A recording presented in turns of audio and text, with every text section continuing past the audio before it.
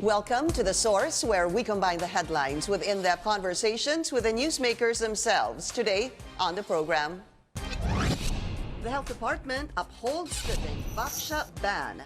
Due to the continued failure of manufacturer Sanofi Pasteur Incorporated to submit post-approval requirements. Rejecting calls to bring back the dengue vaccine to the market. Siguro pagka ganito po, dapat pong maimbestigahan kung paano po tinanggalan ng lisensya ang bakuna. But is the ban an issue of technicality or efficacy? Wala pang nakakapagpatunay na may namatay dahil sa Dengvaxia. There's no rapid.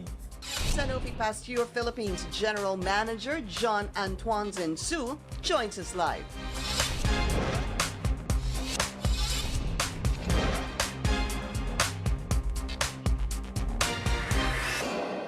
Thank you for joining us. I'm Pinky Webb. The Health Department upholds the ban on the controversial dengue vaccine, Dengvaxia. Authorities say drug maker Sanofi Pasteur failed to meet post-marketing requirements, including the submission of risk management plans. The DOH, however, adds it will not stop Sanofi from reapplying for another certificate of product registration and appealing the ban to Malacanang. Let's go straight to the source of the story. We have Sanofi Pasteur Philippines General Manager Antoine Zinsou. Welcome to the show, sir, and good to have you.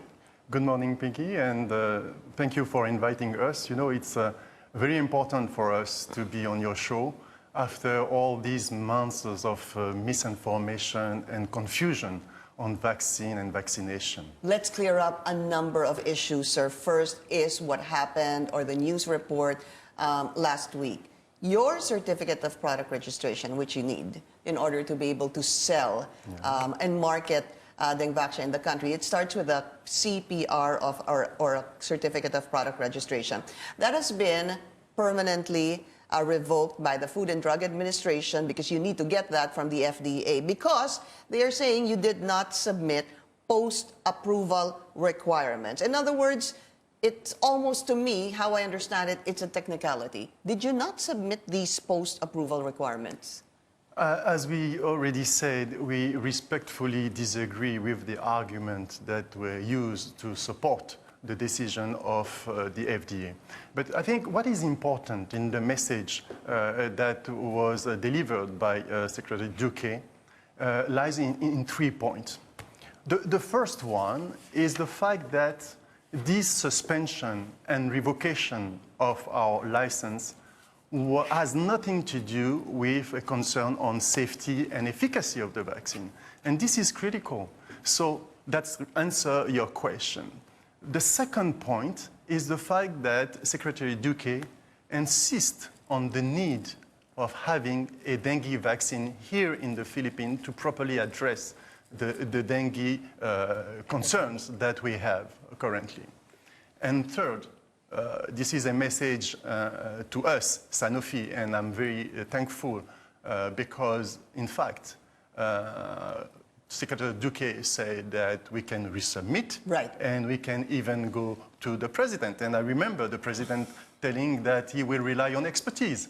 Sanofi, we are in the lineage of Pasteur, which is a pioneer of vaccination. We produce more than 1 billion doses of vaccine each and every year, and we are distributed in more than 100 countries. We have been here in the Philippines for more than 50 years, yes, I know dedicating our effort to improve the health of the Filipinos. Well and good. Here's the problem, sir, is that Dengvaxia became very controversial sometime in 2016 because of so many issues. Allegedly, some people died, and you have past Secretary Cabral of the Department of Health saying there's no proven case of anybody dying, and then you have the other side saying, no, Dengvaxia caused the death of these. I'm not going to go there because there are two different conclusions, although the other one is really coming from medical experts and forensic experts. Okay. The 3 points you raised, though, is that well and good, we need to talk about that, but I need to talk about why you did not get your certificate of product registration, which could have been the first step to be able to market the vaccine. So you respectfully say it's not true that you did not do the post-approval requirements. Did you submit these? So first of all, we got the certificate first of all. Was revoked. And then it was revoked. That's important for people to understand because it means that our registration files have been reviewed by local experts, and these experts agree on the fact that there were a public health interest in having this vaccine here in the Philippines. Having said that, and excuse me if I'm getting too technical, but I really need to explain what lies behind the arguments used by the FDA to suspend and revoke our license. People need to understand the role of a risk management plan. A risk management plan, it's a set of measures that we agree to perform to monitor, prevent, or minimize the risk linked to the usage of a vaccine or a drug. And then in this risk management plan, you also have some studies to further document the safety and efficacy of the product. How? So, How? different studies that can be performed. But sorry, I need to interrupt you there. But does this mean that you need to study those children that have been inoculated with Dengvaxia? It means that if you want to have a license, you need to submit a risk management plan. And we submit version 1, and version 1 was validated, and this is how we got our license. But you know, the risk management plan is a living document, which means that this document is updated every now and then. This is why we submitted version 2, because between version 1 and version 2, we have a change in the risk. The allergic risk move from a potential to an identified risk, okay? Now, along with the risk management plan, we also have to submit what we call the PBER, which is the Periodic Benefit Risk Evaluation Report. Okay? Twice a year, we have to submit this document, which is a compilation of everything that has been observed when the vaccine is utilized. At the time of the third PBER, the third risk management plan, sorry, there were no significant change. See. So all the information was submitted through the PBER. I see. Okay? And then after, we submitted the fourth version of the risk management plan. Okay. So to make a long story short, because it's a quite So long... you submitted first, there are 4. You submitted the first one, you submitted the second one. The DOH is saying that the third one, you did not submit this, and the fourth one, you were tardy. So in simple terms. In simple terms, because there were no major changes, all the information were gathered in the PBER, and we submitted the PBER. Whereas... What's the PBER again? The Periodic Benefit Risk Evaluation Report. Okay? There is only one country that received the version 3, which is the US. Why? Because at the time, we were submitting our registration file. So, in fact, the version 3 is version 1 for the US. Okay, so to keep the line, we need to keep the numbers. I see. Okay? But no country received a version 3 because there were, once again, no change to motivate. So you did not submit submission number 3 because there was no change. Question. Do you need to submit a certification of some sort saying that version 3 is there's been no change, hence this is version 3? You know... I don't know if I'm making it too if I'm simplifying it too much. The thing is, Pinky, we can go on and on and on. What I want the people to remember is the message of Secretary Duque. He said Sanofi can resubmit a registration file. All right. So let's go for it with the latest version of the risk management plan. Okay, so, but I need to understand it. There's no need to you. You're saying to submit the third plan, and then the fourth plan is also submitted. Is this correct? Am I understanding it? The fourth plan has been submitted. All right. And if we consider resubmitting the dossier, I can assure you that it will be resubmitted with the latest version of our risk management plan. So the second violation is they're saying is that there was no post-surveillance on the 830,000 children that were inoculated with Dengvaxia to see the adverse effect on the children. That's the second point they were raising, sir. Once again, as I said, we respectfully disagree with some of the arguments that were used. In fact, once a program is launched, it's launched because it's a decision of the health authorities. And we are supportive of any programs. So whenever we are asked to support a surveillance, we do it. It's for our own benefit as well. So I won't get into the details of how things happen, but people need to understand that once a vaccine is suspended in the middle of a program, some kids won't receive the full schedule. And okay, it's a pity that things happen like this, but let's look into the future. And I think in the future, we can, through a constructive dialogue, we can make sure that this vaccine come back for the benefits of the Filipinos. All right, I'm going to just bring back a statement made by the OIC of the Food and Drug Administration. Also, he's the spokesperson of the Department of Health under Secretary Eric Domingo. Let's listen. Meron kang responsibilidad na i-report sa FDA kung ano yung mga nakikita mo, kung ano yung findings. And in this case, hindi sila nakapag-submit ng mga post-marketing surveillance Is this requirements. purely technical in nature? That's why Yes. their license has not been approved? Yes, it was purely technical. But so it that was doesn't the mean issue. that the FDA did not approve them because it's a cause of death. It was actually approved talaga. Nabigyan talaga sila ng CPR. Kaya lang kasi nung... CPR, Certificate of Product Registration. All right, because it was in Filipino, he was basically saying it's the responsibility of Sanofi Pasteur to report to the FDA their findings. That's what they're saying, sir. Yes. So I need to improve my Filipino so that I can understand directly what the authorities said. But in a nutshell, you know, in the life of a vaccine, there are different steps that are critical. When you develop a vaccine, first of all, you do it according to guidelines, internationally recognized guidelines. On the safety and efficacy of our vaccines, we implemented a study in 10 different countries. And in these countries, you have ethical committee, you have also a monitoring of all the events with a data monitoring independent committee. So in 10 different countries. So when we come up with the conclusion that this vaccine is safe and efficacious, it's based on a well-documented study. Then once you have the vaccine available, we make sure that, once the study is completed, we manufacture the vaccine. Do you know that it can take up to 3 years to manufacture a vaccine? And 3/4 of this period is dedicated to quality control.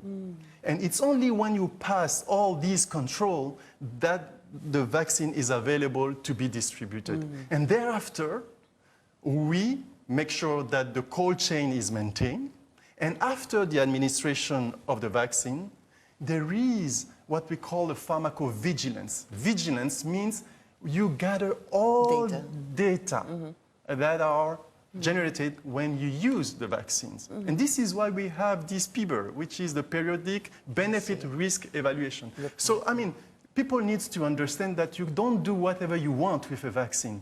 When we say that the vaccine is safe and efficacious, it's based on scientific data.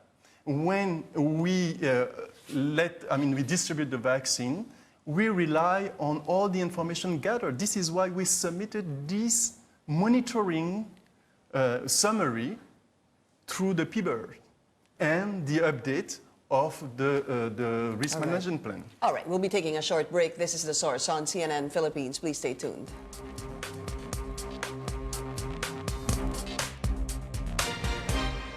You're watching The Source on CNN Philippines. Our guest today, Sanofi Pasteur Philippines General Manager Antoine Zinsou. Without we can go on and on with that, sir. I understand that.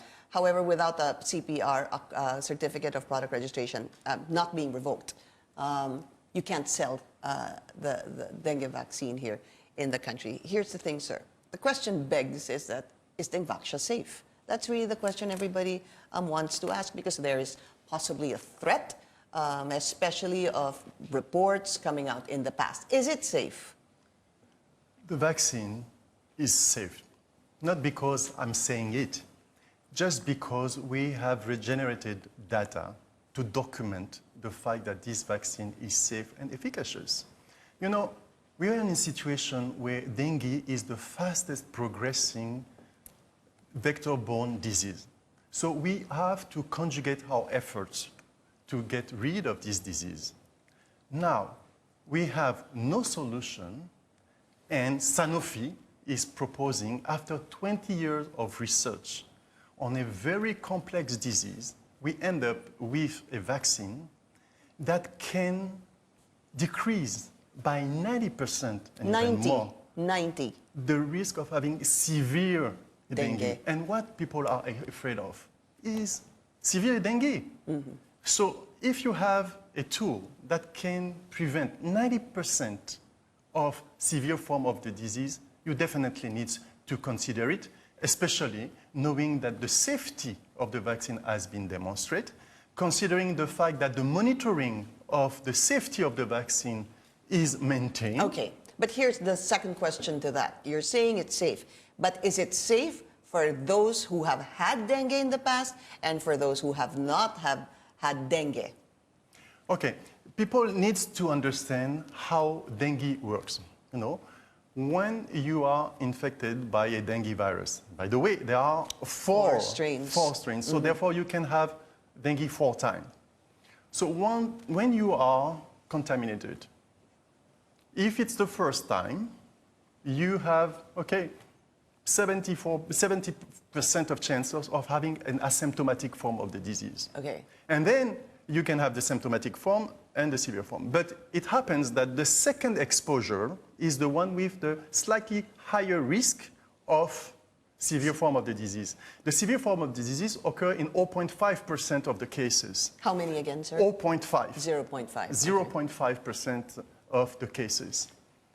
Now, when the vaccine is administered to someone who have never been exposed to dengue, the vaccine behaves as the first infection, which means that the next time a mosquito bites him, it's the second time. Well, I'm going to cut you. So it means that it's not linked to the vaccine, it's linked to the evolution of the disease. That's the natural path of this disease. And these severe cases, when they are well taken care of, the fatality rate is extremely low. Extremely low? Extremely low. Not even low, extremely low. Wait, but I need to bring this out in the open, sir. It's because, please correct me if I'm wrong, when you were given the vaccine, it's actually putting in the virus in your body. Is that correct? That's how the doctors explain it to us. But I prefer another explanation. Okay. The vaccine acts as a teacher. It teaches the body how to defend itself against a disease.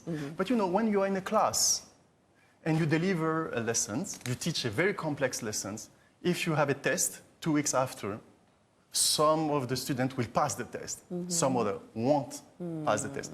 It's not linked to the teacher. It's linked to the ability of the student. So it's the same thing. You have a vaccine that triggers an immune response. And depending on the immune response, the quality of this immune response will protect you or not. You see? That's the difference between a vaccine and a drug. A drug is there to do a job. The vaccine is there to teach your body how to fight. Right. Okay. So, please answer my question. Is it safe for those who have had Dengvaxia, who have had dengue, and is it safe for those who have not have had dengue? I don't ask people to believe what I'm saying. I ask people to go to the WHO position. The WHO position is based on a recommendation of the Strategic Advisory Group of Experts. This is a group of worldwide experts. It's a SAGE. The SAGE. WHO They are SAGE. scrutinizing all the data you produce. And what What is WHO saying? First, they recognize the public health value of this vaccine. That's the first thing. Second, they say that to optimize the benefit of this vaccine, you need to have a test and vaccinate strategy. Or, second option, you rely on epidemiological data. So definitely from a WHO perspective, there is a way to use this vaccine in a public program for the benefit of the population. And we are willing to work with the health authorities to see, and the local expert as well, to see how we can take full advantage of this vaccine for the benefit of the Filipinos. But it still doesn't answer my question. Because the problem with Dengvaxia is it said that in your subsequent report that it could cause severe dengue for those who have not had dengue in the past. Correct, sir? This is why WHO is saying that you should apply a test and vaccinate, which means that you need to ascertain the fact that someone is seropositive, which means it has already been exposed to dengue before having him vaccinated. Why? Because I told you, the second time you are exposed come with a slightly higher risk of developing severe dengue. So if you have already had dengue, you remember, having you vaccinated is the second exposure. Right. And there is no way after this vaccine that you can have a severe form of the disease. So this is why WHO is recommending to have a test and vaccinate strategy. Test and vaccinate strategy. Test and vaccinate strategy. Here's the problem there. It may seem as if you're testing it on people that they're, that notion could be, can come off as they're, guinea pigs. No, not at all. You know, we get tested for everything. You get tested for your blood sugar, you get tested for whatever. The test here is to ascertain the fact that you've been exposed to dengue. So it's not taking people like guinea pigs. It's just optimizing the chance of having someone benefiting from the vaccine. All right. Here's the thing that you were saying that it's in from my reading, it's in the 2019 list of essential. Is it medicine? Essential drugs medicine. or medicine by the World Health Organization. What does that mean? We'll be taking a short break. We'll be right back.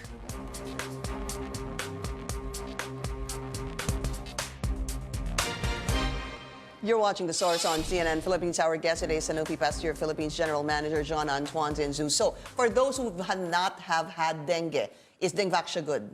So, let me summarize and clarify. If you haven't been exposed to dengue, you never have a history of dengue, you shouldn't get this vaccine. You shouldn't. Yeah, Okay. Yeah. Now, if you have the proof that you've been exposed to dengue, so you have a test and the test is positive, then you can benefit from this vaccine. Got it, sir. Appeal. What do you want to do? Will you ask for a motion for reconsideration? Are you going to apply for, again, to revoke the revocation of your CPR, your certificate of product we are registration? grateful to Secretary Duque, who expressed different options that we have on our table. And definitely, we are still studying these options because at the end of the day, what we want is to take the decision that will benefit the most to the Filipinos. So if we have to go both routes, we will go both Which routes. are? What are both routes? Which are the recommended routes by Secretary Duque, which is the resubmission or escalate to the president. Right, so you can do both. We can do both. For the time being, we didn't make any choice, and we are still assessing what should be done to optimize our chance to have this license back, because we really believe that this vaccine has a public health value, especially in the Philippines. But for the time being, what we need all to concentrate on is the 4S strategy promoted by the DOH. Department of Health. And you also launched a website that asks people to ask of any health concerns. Is it your voice or something to that? Thank you for giving me the opportunity to come back to this, because, we've been here for 50 years. And we understand through these 50 years that it's important to have a good channel of communication with the people. And we decided to add a new channel of communication, direct channel of communication with the Filipinos for them to express their concerns, to raise their question. And I can tell you, we put in place a team to answer to each and every question. And even your viewers, they can go to the sanofi.ph/yourvoice Your Voice. and then post their questions. But you know, it's not only answering. From there, we will gather all the information that we need to better understand where the issue is and better address the concerns so that we can have a positive impact on the trust in vaccination. How soon do you hope there will be a reconsideration on the use of Dengvaxia? I ask that, sir, because there are how many now who are infected by it? They say about 800,000, if I'm not mistaken, and over 700 deaths in the Philippines from January to August this year. First of all, you know what?